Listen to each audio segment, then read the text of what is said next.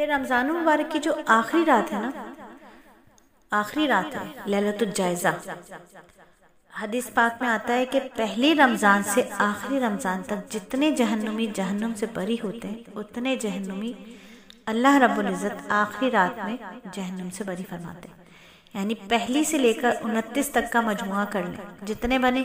اتنی مجموعی تعداد 30 کی رات میں بری فرما دیتے ہیں۔ تو کچھ لوگوں کو دیکھا ہوگا کہ وہ شروع میں سستی کرتے ہیں، غفلت کا شکار ہوتے ہیں، لیکن آخری لمحے میں احساس ضرور کرتے ہیں کہ ہم نے کچھ نہیں کیا۔ تو اس قسم کے لوگوں کے لیے مجھ جیسے لوگ ہوتے ہیں، تو مجھ جیسے لوگوں کے لیے اللہ رب العزت نے ایک موقع دیا ہوتا ہے، وہ ہوتی ہے رمضان کی آخری رات۔ جب رمضان کی آخری رات ہوگی تو دل میں سوچیں گے کہ ہم نے مہینہ خراب کر دیا، تو ان کے لیے موقع ہے کہ آخری رمضان کی آخری رات میں وہ اللہ تعالیٰ سے معافی مانگے تو بھی ان کی مغفرت ہو جائے گی۔ اور واقعی لیلۃ الجائزہ جب آتی ہے تو بس سوائے پشیمانی کے اور کچھ نہیں ہوتا کہ پورا مہینہ گزر گیا، کچھ بھی نہیں کمائی کی، کچھ بھی کمائی نہیں کی،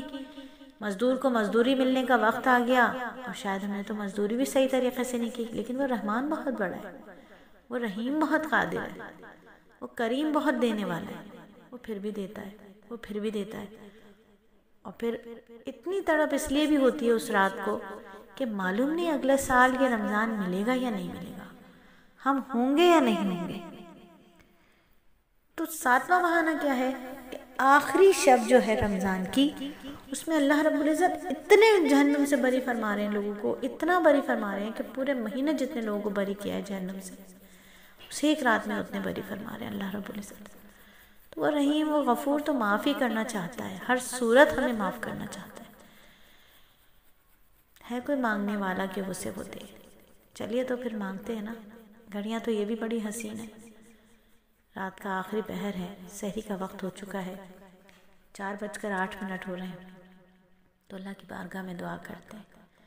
کہ اللہ رب العزت جو غلطیاں ہوئیں، جو خامیاں ہوئیں، جو کمیاں ہوئیں، انہیں معاف فرما دیجئے۔ اللہ رب العزت دین کا قبولیت والا کا آخری وقت تک لے لیجئے، ہدایت عطا فرما دیجئے، ہدایت پر استقامت عطا فرما دیجئے، اور جسے آپ ہدایت دینا چاہتے ہیں اس کے لیے مجھے چن لیجئے۔ میرے مولا مجھے چن لیجئے، میری سن لیجئے۔ میرے مولا سلیس اکیڈمی کو اور اس سے جڑے ایک ایک فرد کو، ایک ایک شخص کو دنیا میں آنے والے آخری بندے کی ہدایت کا ذریعہ بنا دیجئے۔ معہد السلیس اسلامی کو فرش سے عرش تک، یہ سلیس آن لائن اکیڈمی کو